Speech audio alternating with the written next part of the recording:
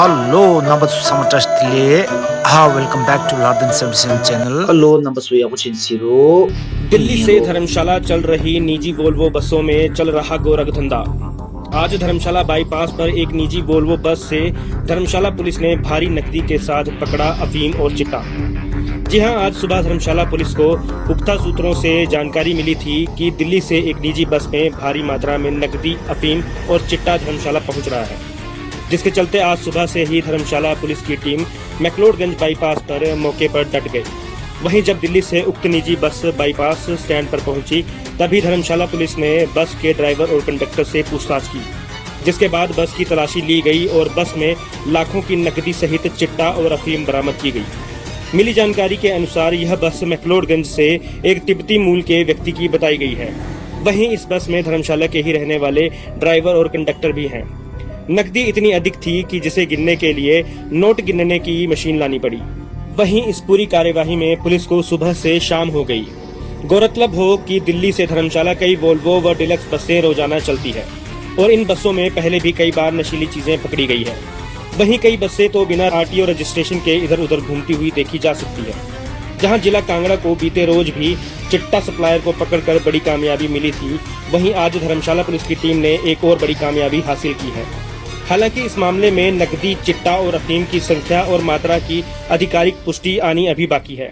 फिलहाल वीडियो में देखें मौके पर पुलिस द्वारा की गई कार्यवाही और वीडियो को लाइक शेयर करना ना भूलें।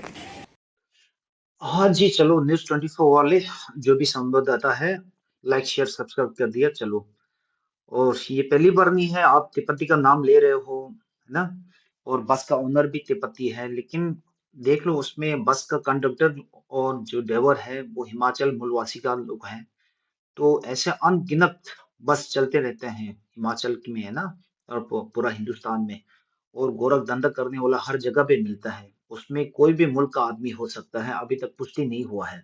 और जो भी सामान पकड़ा गया है उसमें हाँ, अभी कितना केजी है उसमें, जो भी गांजा, चरस, भंग, है ना, कच्चा चिट्टा या पैसा केस जो है, वो भी गिनती नहीं हुआ है, किसका है मालूम नहीं हुआ है। लेकिन आप सीधा-सीधा बस का मालिक का नाम ले रहे हो, बस का मालिक तिब्बती है बोल के आप एक तिब्बती पूरा कौम को बदनाम कर रहे हो। तो एक आप जर्नलिस्ट का काम कर रहे हो, लेकिन अब हमेशा से हाँ, मतलब कम्युनलिज़्म फैला रहे हैं, तिब्बती को बदनाम करने की कोशिश कर रहे हैं हमेशा से, है ना?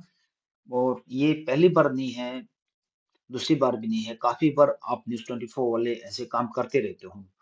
तो दुश्मनी किस चीज़ से आपको, है ना? या तिब्बत के लोग में कुछ आदमी होगा ऐसा, लेकिन अभी हाँ, पुलिस ने नाम नहीं लिया किसका ये मतलब मालिक कौन है, ये सारा सामान गोरख धंधा करने वाला कौन है, ना साबित नहीं हुआ सबूत।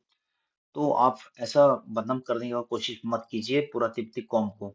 धर्मशाला में 1 आदमी नहीं है, 2 आदमी नहीं है, वहाँ पे हज़ारों तिब्बती लोग रहते हैं और हम लाखों में आप लोग का आदमी भी रहता है वहाँ का, हिमालय का जो भी निवासी है ना। तो ये सारा धंधा हिमाचल की साइड में ज़्यादा होता है।